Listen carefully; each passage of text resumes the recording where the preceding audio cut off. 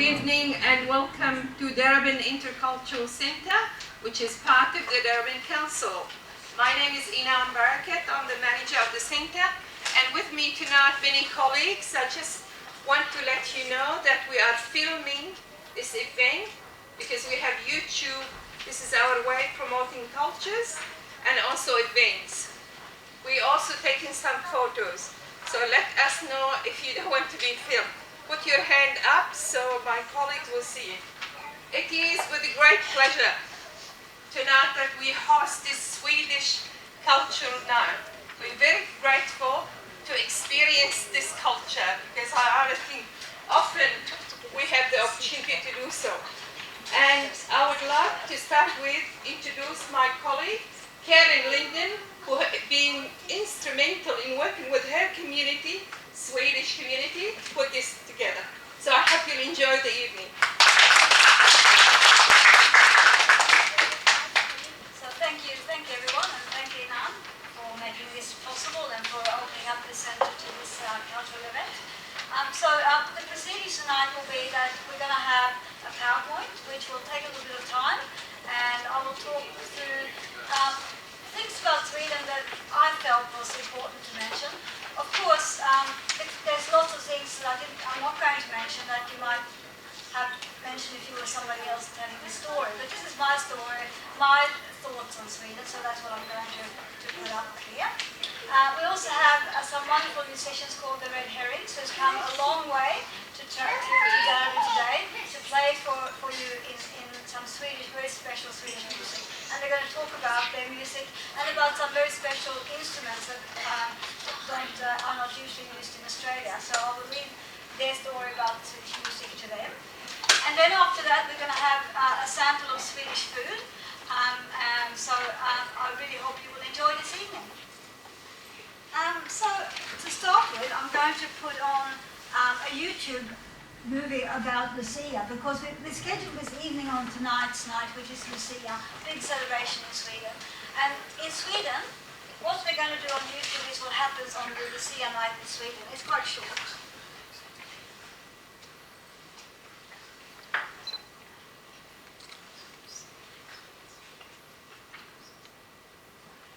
The technology will allow me.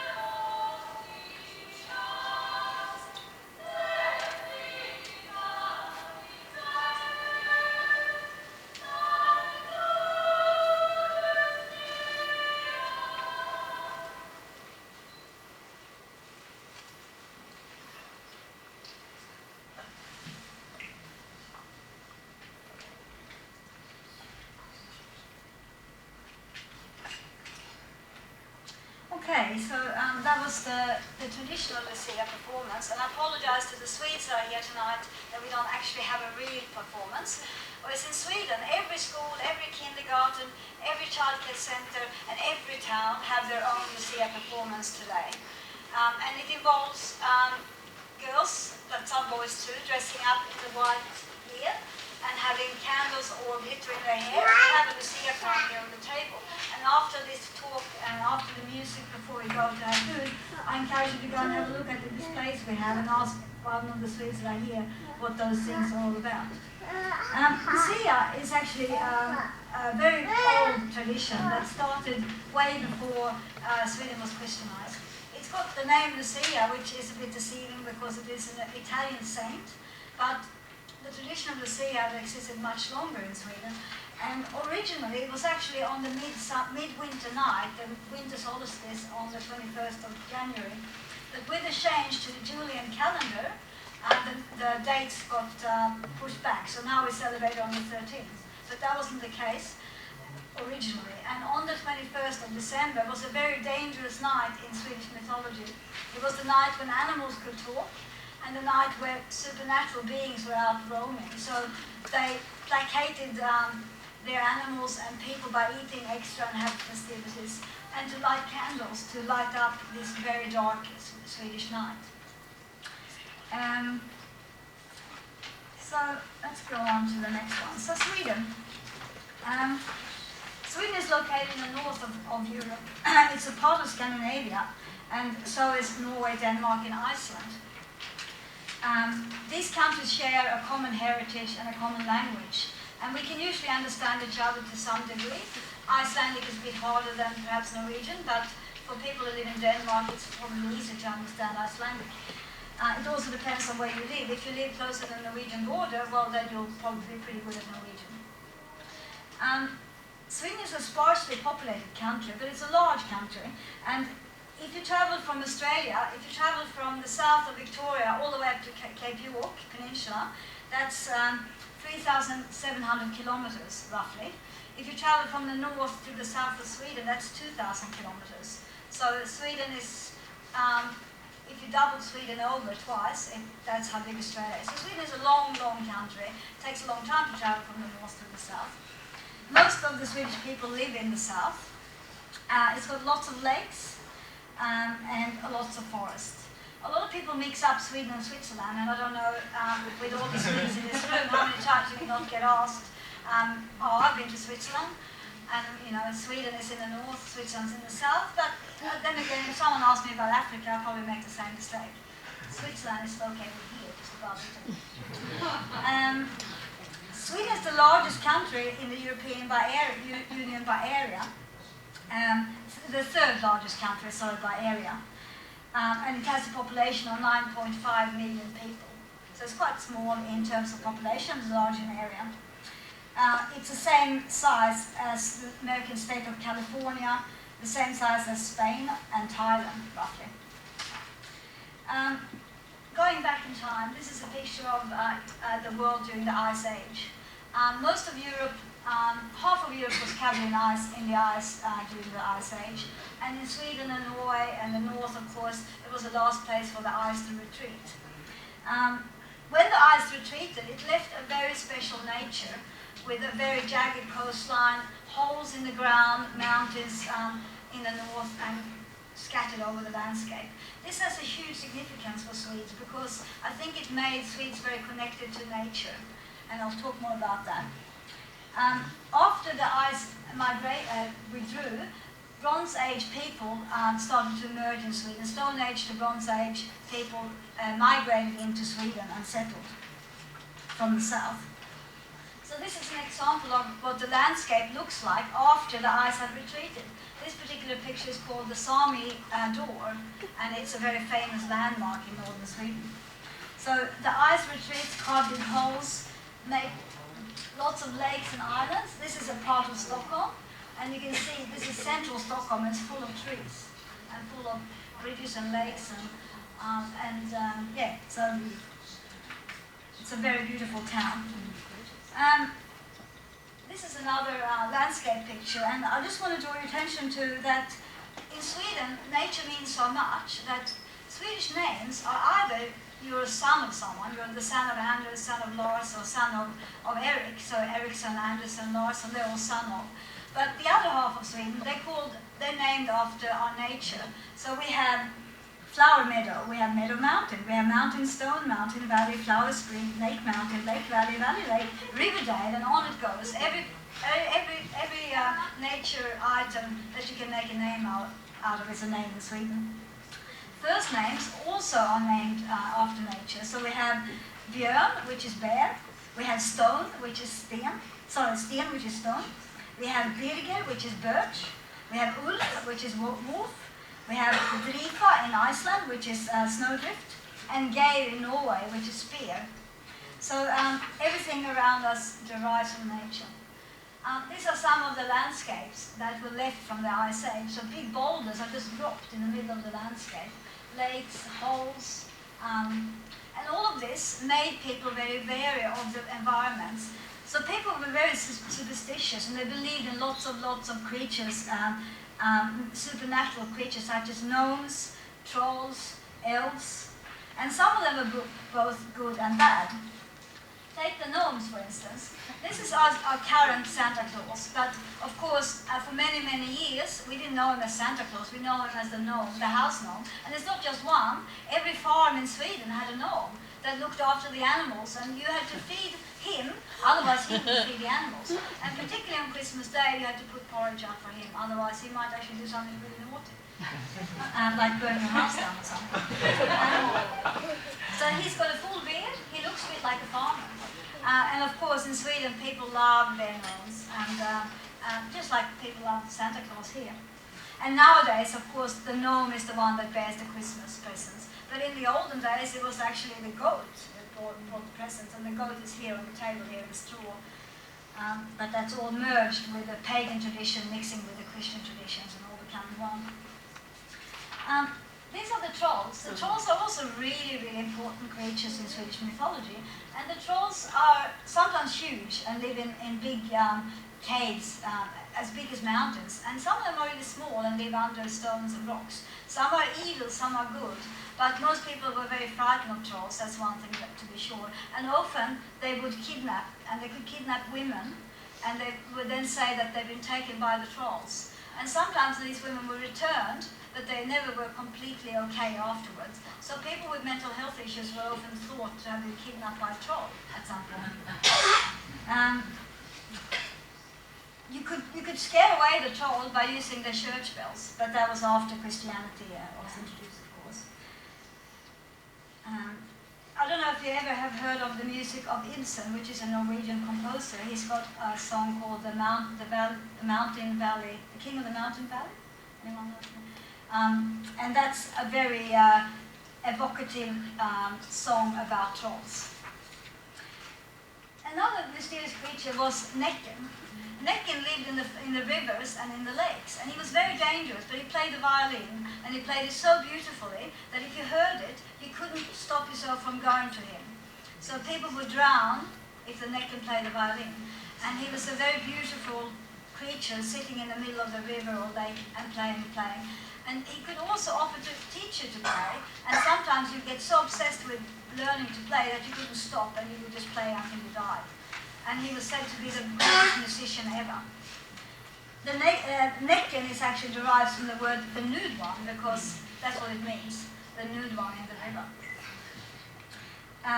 To this day, people are sometimes scared of this creature. Now to the Vikings, which I must point out that I will continue to say the wrong way, because as most Swedes I have problems saying V and W. So I'll try to stick to V, even though I've been here for 30 years, I still get this wrong, to my children's consternation. So during the Viking Age, the Swedish Vikings mainly travelled east through Russia. They went all the way down to Turkey on their boats. And when the rivers didn't carry them, they put their boats on big logs and pushed them forward so they could get overland. Whereas the Norwegian and the Danish Vikings mainly travelled to Britain and to France and to the other side, the western side, and to America, of course. But essentially, they were all Vikings, all Scandinavian Vikings. And when they didn't raid Europe, They were farmers, they drank mead, and many were peaceful too. That's a typical Viking ship. They believed in Nordic mythology. They believed in Thor and Odin and the gods that were in the north.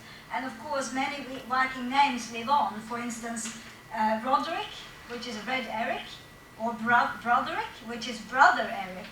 And then there are other names from the Viking gods, such as Freya, Thor, or Disa. These are all Viking mythology, derived from Viking mythology. Of course, in England and in France, you also have Normandy. Normandy are the northerners, comes from northerners. And the northern English accent that they speak in Manchester, for instance, or in Scotland, that's all derived from the Vikings that brought their dialects to England and changed the English tongue forever. And of course, we often think that Sweden has imported a lot of words from English, but it's actually the other way around. English has imported a lot of words from the Vikings. So going up in time, we're coming into the 17th century. This is a picture of the Vasa ship. Sweden was a big power in the 17th century, and they supported the Protestants that were fighting a 30-year-old war against the Catholics. And we had a warrior king who commissioned a ship to be built by a Dutch builder who spent many, many years building the biggest ship in Europe. And it was a wonderful ship with hundreds and hundreds of people populating it. And on its maiden voyage, after almost bankrupting Sweden building it, it sank 100 meters out from harbor because they made the way it was balanced wrong, I think. So that was a big fiasco, really. It cost Sweden a lot of money and many lives were lost. But then they lost sight of the ship in the 17th century, and for hundreds of years they knew it was there somewhere, but they didn't know where. And in the 1950s they finally located it, and they salvaged it and put it in a museum, and now you can see this marvelous ship in Stockholm. If you ever go, I would recommend it. It's beautiful and very interesting artifacts on how they built ships in the 17th century. Modern Sweden,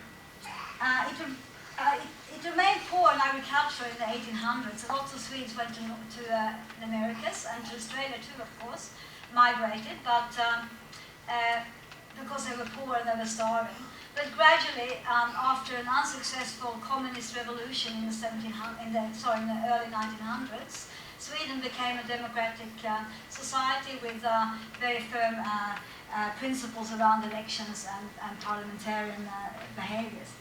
And between 1870 and 1914, Sweden became industrialized. But the modern Swedish state didn't grow up until after the Second World War, when we helped build up the world that was ravaged by war after the Second World War. Sweden was officially a neutral country and remained outside NATO and the Warsaw Pact during the war. Today, Sweden is a constitutional monarchy. That means we have a king and a queen. We have upper parliament.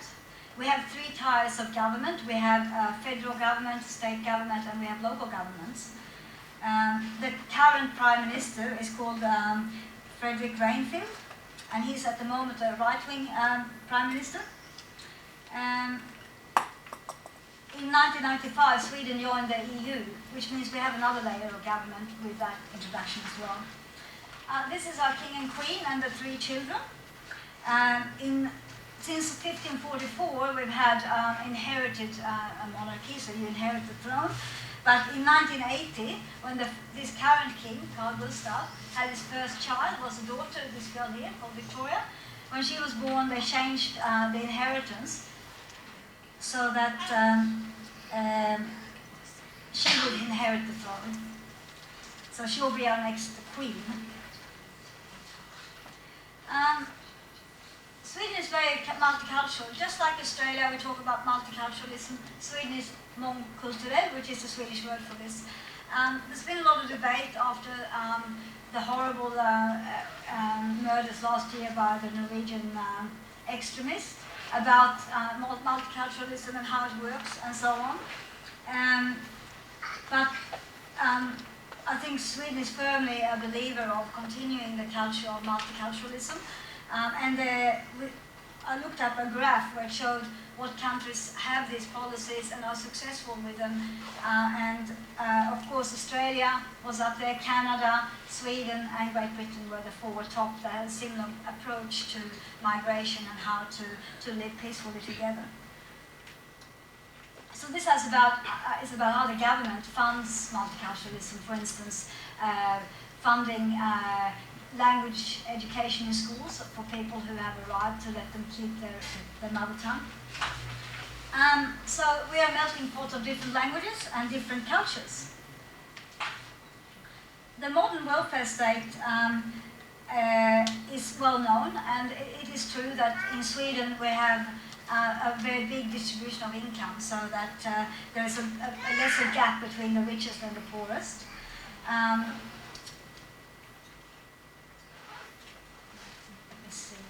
And we also rank the 8th in per capita income in Sweden. Okay, we're getting towards the end now, we're getting sick of hearing me talking. Sweden also have many nomadic people, and these are the Sami people who live in the north. So they're sort of the indigenous Swedish people, although Sweden was populated by the Goths and the Sveas in the south, and the Sami people in the north, and they came roughly about the same time to Sweden. And I have some Sami artifacts up here, but Sami people, they herd reindeers, and traditionally they used to go with their animals to eat grass over summer, and in winter they had settlements where they lived in houses, because of course it gets very cold in the north. Nowadays, they're quite modernized, and they have snow scooters and modern equipment to look after the animals. They're very colorful, and they have very special songs. Sweden is a very, as I said, natural country, and we have animals such as moose, bear, and wolves. Many moose, and every year there's an annual moose hunt that people participate in. And you eat moose meat, which is very nice if you are not vegetarian. The wolves have been nearly extinct, but they're coming back now, and there's about 300, 400 wolves in Sweden, and they wander across between Norway, Finland, and Sweden and Russia. And bears, we have lots and lots of bears. They're not at all in risk of extinction. They're all over the place, but mainly in the north. Winter is very, very cold and very beautiful. Only the other day I was talking to my mother on the phone, and it was -25. And I live in the south. And this year we already have lots of snow. People enjoy the nature, and they like to swim in the lakes all year round, and they go in the sauna after they have had a dip in the snow.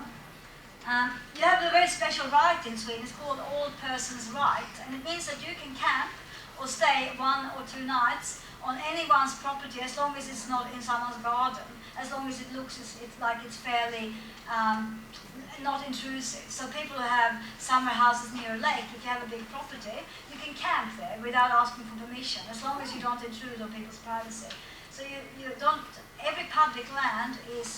every land in Sweden is open to the public to use. But of course you have to look after it, not throw rubbish on it. Summer is glorious, very mysterious and sunny, not always warm. Sometimes we have warm summers, sometimes we have cold summers.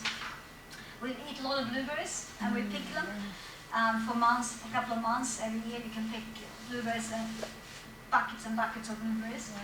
And lingonberries as well, which we've got a sample of for you to try tonight.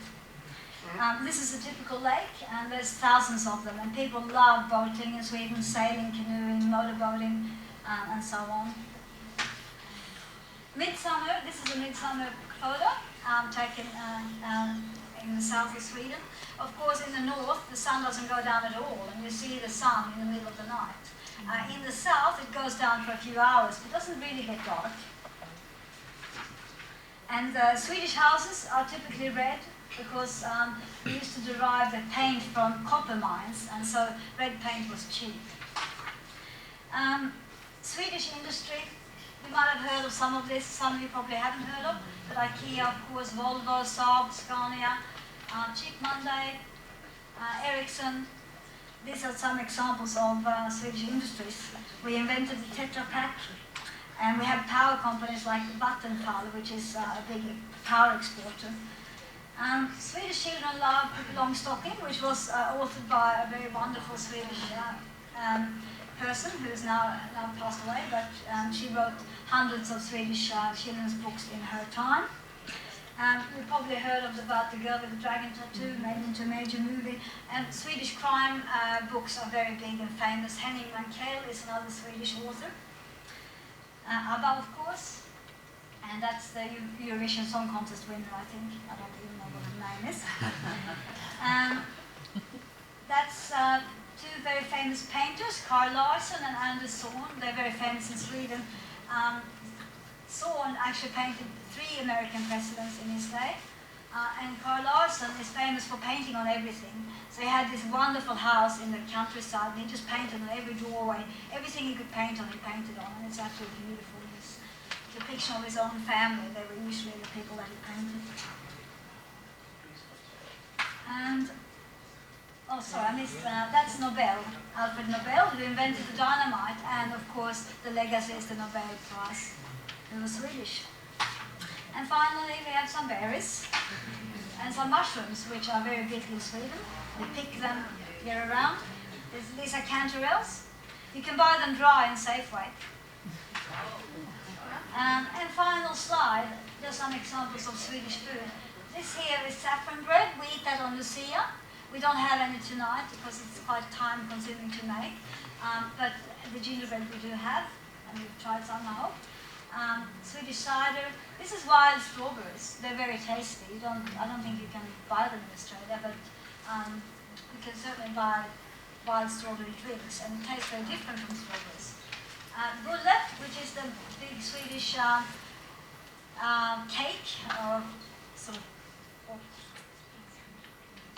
can't quite say what to call it, but something good. Pancakes.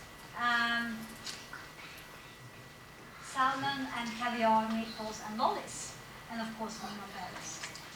And that's it. Sorry to...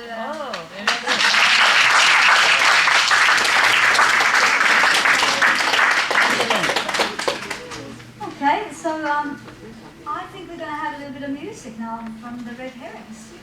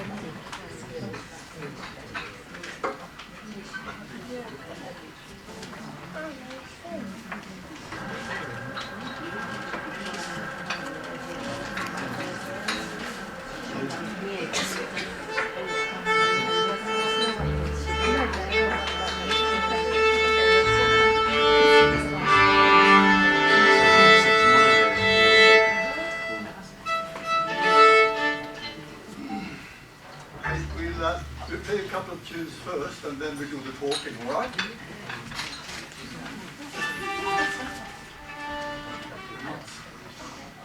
Start with this.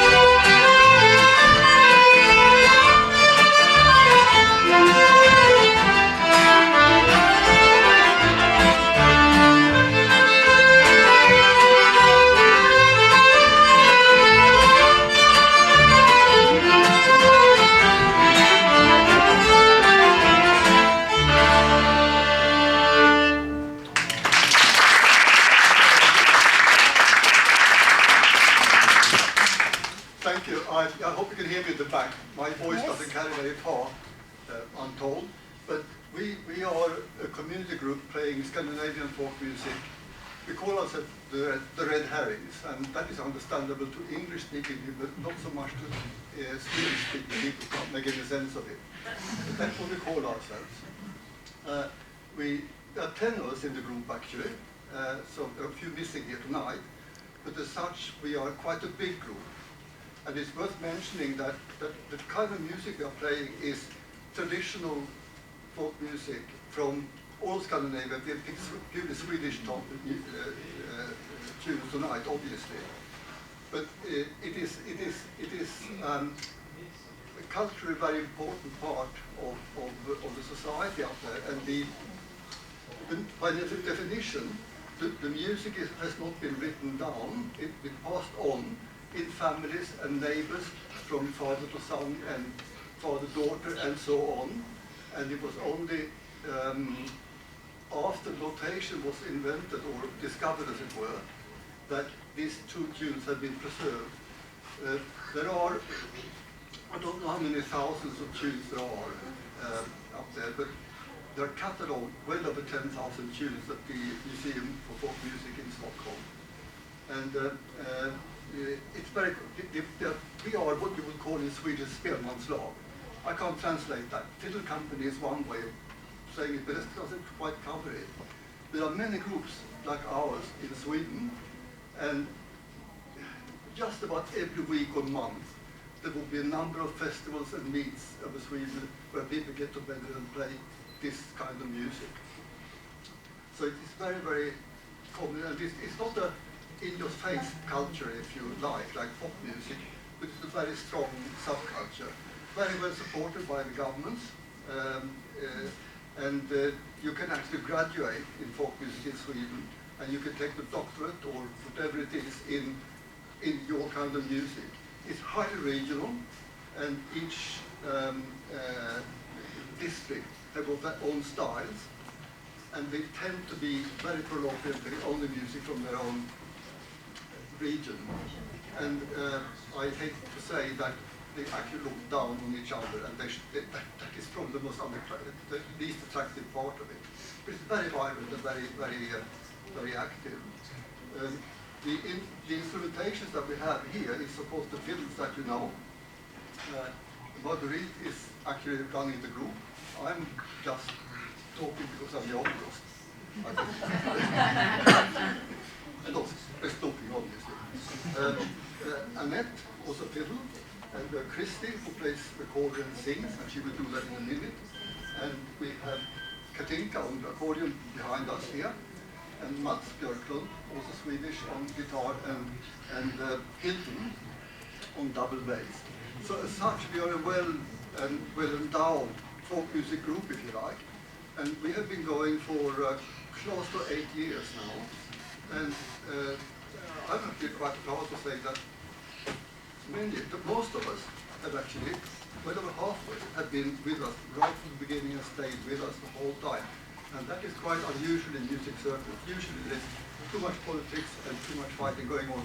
There's none of that in our group. We get on really well as friends. And we are trying the best we can to play our music. We are based at the Swedish church in Tura, and we practice there twice a month, and we meet regularly. Yes? Sorry? Time for a song, if you want. Yes, song for song. Yes. And so we haven't come so far away. Anyway, Christy will sing a song that I call My Visa on May song.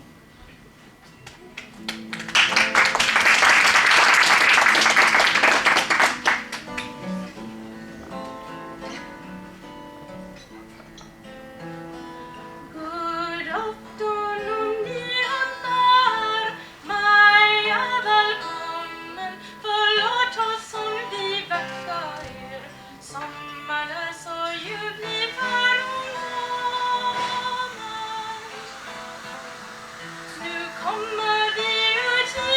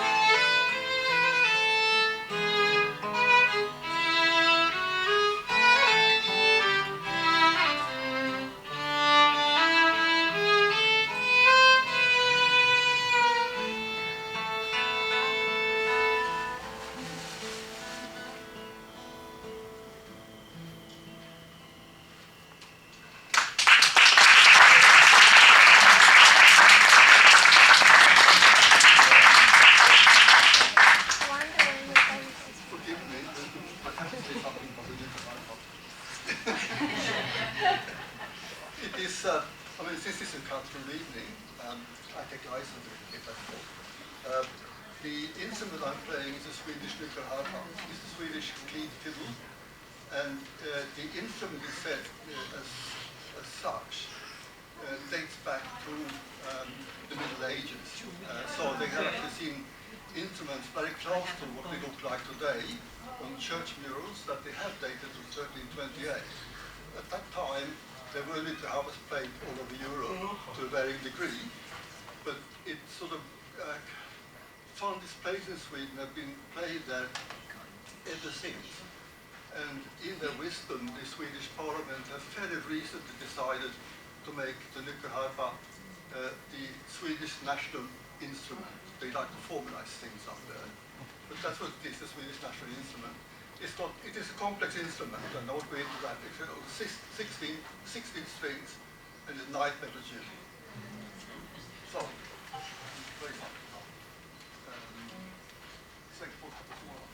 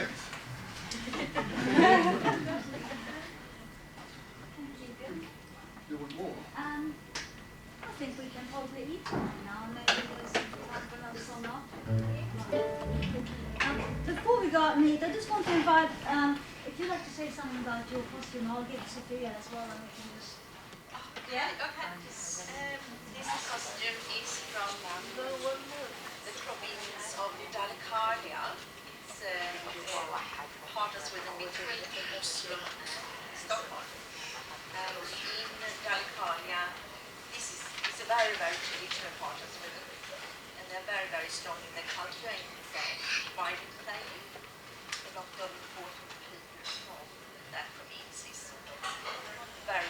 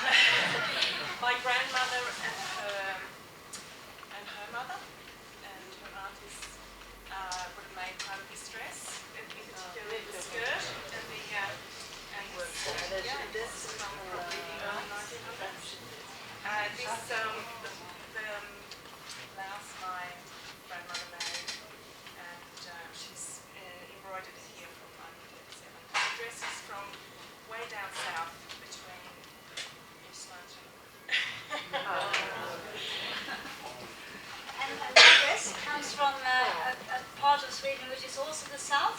On the stage, please, so we can see you. So it's called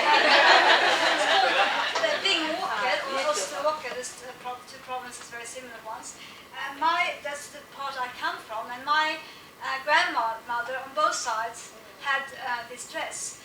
This dress, however, is not mine. It belongs to the lovely lady down there who's cooked your beautiful food tonight.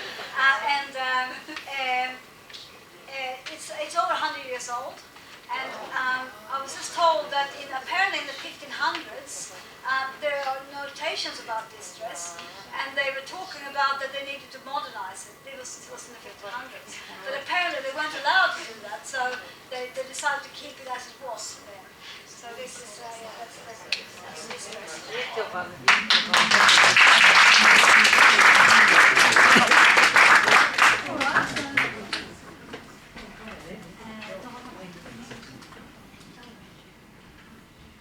Alright, so we'll just see if the food is hot. Not hot yet? Okay, we might just need a few more minutes.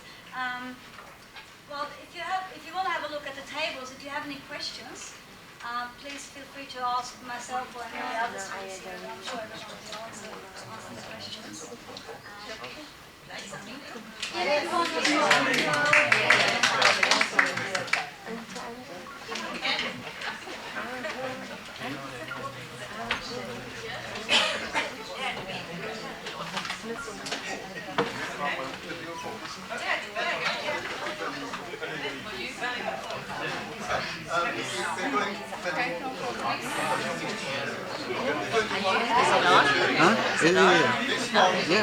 Hello.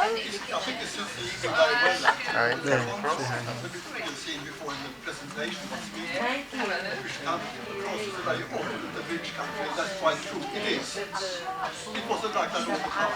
And this was cabbage and grew. Of the very poor diet that we are getting on the farm. In the mid-19th century, Sweden started to brew, and everybody worked on the farm, and it wasn't that great. This always was cabbage and grew.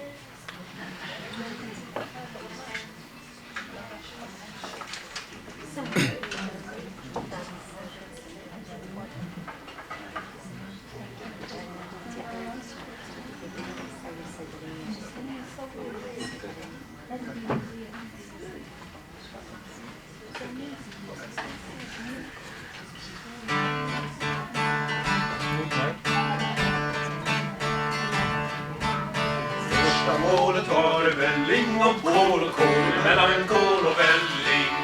Andra målet var det välling och kål mellan kål och välling. Tredje målet var det välling och kål mellan kål och välling och kål mellan kål och välling. Tredje målet var det välling och kål mellan kål och välling och kål mellan kål och välling.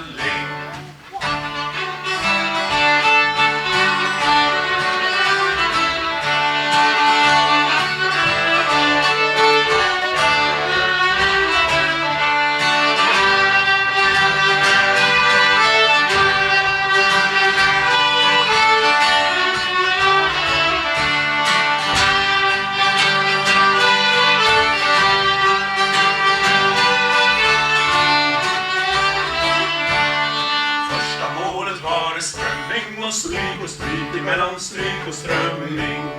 Andra målet var det strömming och stryk mellan stryk och strömming. Tredje målet var det strömming och stryk mellan stryk och strömming och stryk mellan stryk och strömming. Tredje målet var det strömming och stryk mellan stryk och strömming och stryk mellan stryk och strömming.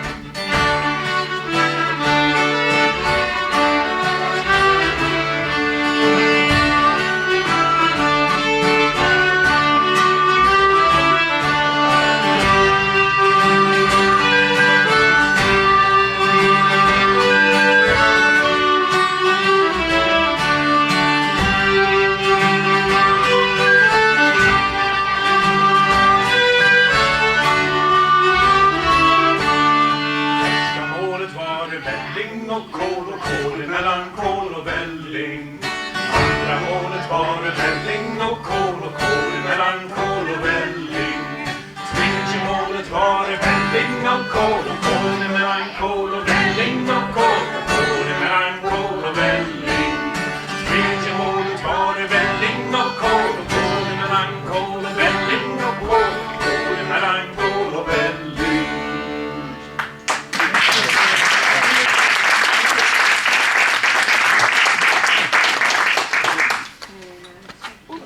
An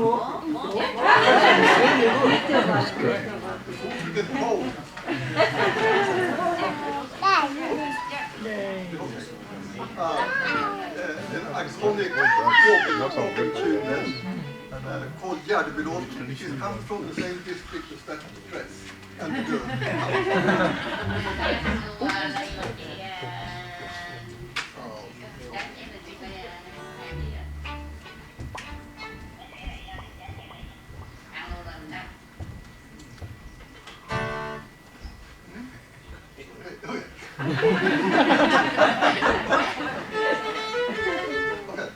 1, 2, 1, 2.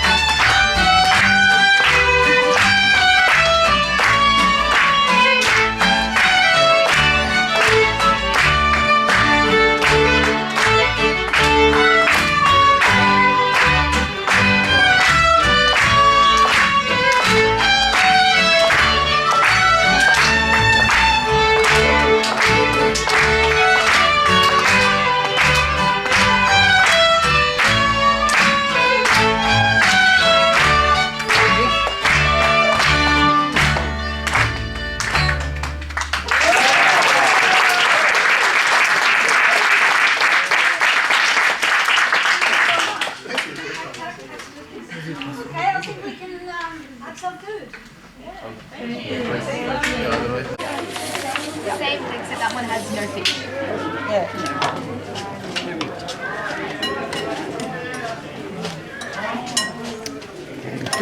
And sweet it with yeah. gingerbread jam. No worries, thank you.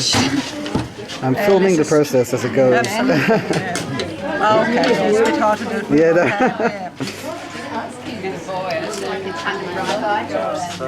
Excellent.